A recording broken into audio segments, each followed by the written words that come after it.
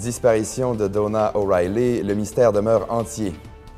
Le prêtre Charles Picot, finalement acquitté des accusations d'atteinte à la pudeur.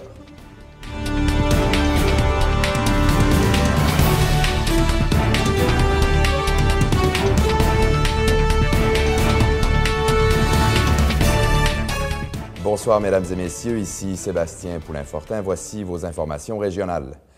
Tout d'abord, les autorités sont toujours sans nouvelles de Donna O'Reilly, cette femme de 54 ans qui est disparue vendredi dernier à Moncton. Elle a été vue pour la dernière fois vers 20 h alors qu'elle quittait les bureaux de H&R Block où elle travaille. Sa voiture a été retrouvée dans le stationnement du centre d'achat où sont situés les locaux de son employeur. Les membres de la famille et les services policiers demandent maintenant l'aide de la population pour obtenir plus d'informations sur les circonstances de sa disparition. Le prêtre Charles Picot a été reconnu non coupable cet après-midi des accusations d'attentat à la pudeur sur un jeune garçon qui pesait sur lui. Les faits reprochés remontaient à 1975 alors qu'il était vicaire de l'église Saint-Jean-Baptiste à Dalhousie. Malgré le verdict, le juge Jean-Paul Ouellette a tout de même conclu qu'un doute raisonnable subsistait quant à savoir si des attouchements sexuels se sont réellement produits. Par ailleurs, Charles Picot devra de nouveau faire face à la justice puisqu'une autre accusation d'attentat à la pudeur a été déposée contre lui la semaine dernière. Il comparaîtra à la cour de Campbellton en mai prochain.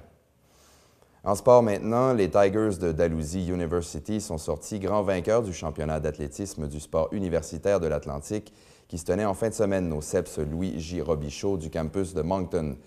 Les hommes ont accumulé 183 points, loin devant les Aigles bleus qui ont terminé deuxième avec 72 points. Les femmes, quant à elles, ont amassé 129 points, soit 16 de plus que leur plus proche rival, Saint-Francis-Xavier. Et pour couronner le tout, les deux athlètes par excellence de l'événement, Rob McCulloch et Celia Peters, sont tous deux des porte-couleurs des Tigers de Dalhousie.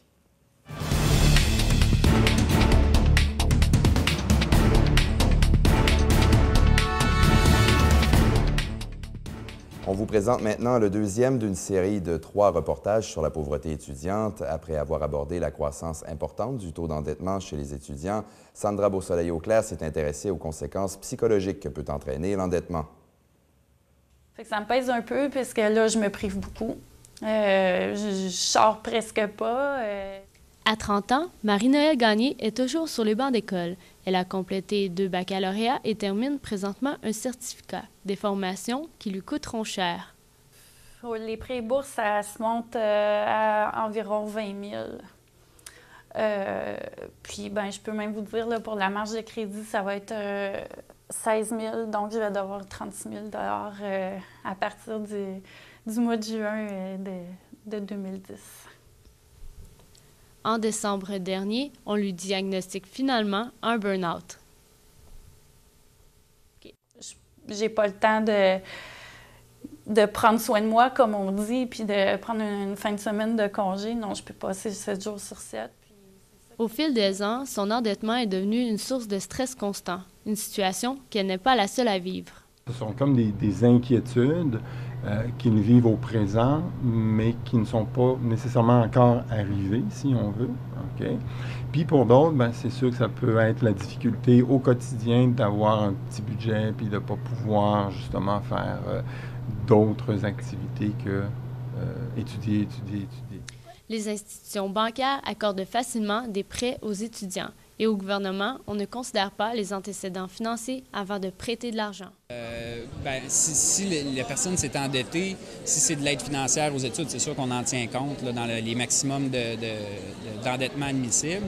Si la personne a une dette personnelle, c'est pas considéré là, par l'aide financière. Au cours des 10 dernières années, le taux d'endettement moyen s'est alourdi de 20 % chez les étudiants, alors que le nombre de consultations pour des problèmes de santé mentale chez les 20-34 ans augmente de 1,6 % par année.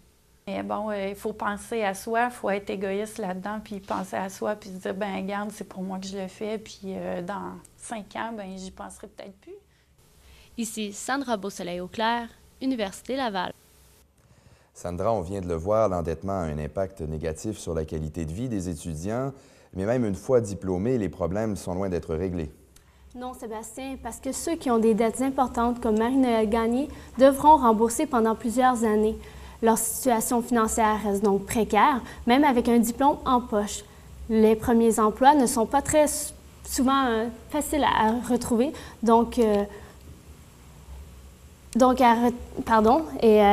cette précarité... les salaires ne sont pas très importants. Exactement, cette précarité les pousse donc à retarder certains de leurs projets, comme s'acheter une maison ou bien avoir des enfants. Par contre, les prêts étudiants améliorent aussi l'accessibilité aux études postsecondaires et donc le nombre de diplômés.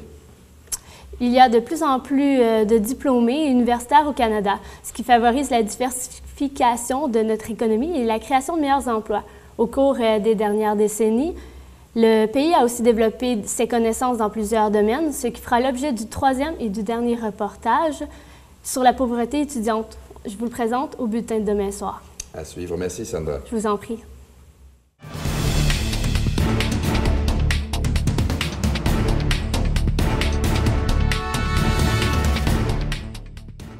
La gouverneure générale du Canada, Michaëlle Jean, a prononcé le discours du trône aujourd'hui, ce qui marquait la reprise des travaux à la Chambre des communes. Louis Lahaye-Roy, les réactions sont nombreuses à ce discours, mais il a tout de moins semblé plaire à notre ministre des Finances, Greg Byrne, qui était satisfait. Effectivement. Pour commencer, c'est important de dire que le premier ministre du Canada, M. Stephen Harper, souhaite s'attaquer au déficit record du Canada qui se chiffre à 56 milliards de dollars.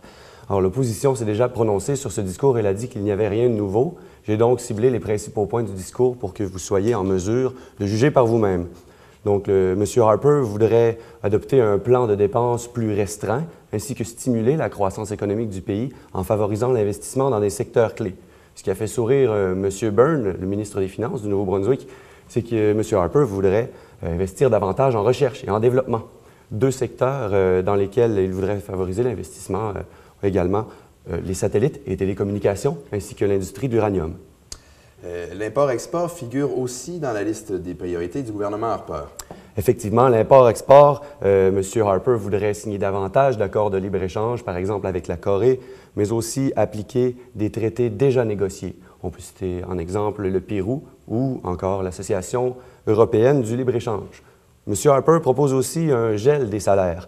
Il voudrait geler les salaires des ministres, des députés, ainsi que des sénateurs. C'est une mesure qui a déjà été qualifiée de symbolique. Et Louis, évidemment, demain sera déposé le fameux budget si attendu de Jim Flaherty. Vous allez suivre ça. C'est demain après-midi. Je vais évidemment suivre ça pour vous. Et ceux qui désireront faire leurs commentaires, soit par rapport au discours ou au budget, eh bien, pourront se rendre sur la section économie de notre site Internet et nous faire parvenir leurs commentaires. En terminant, voici les indices financiers.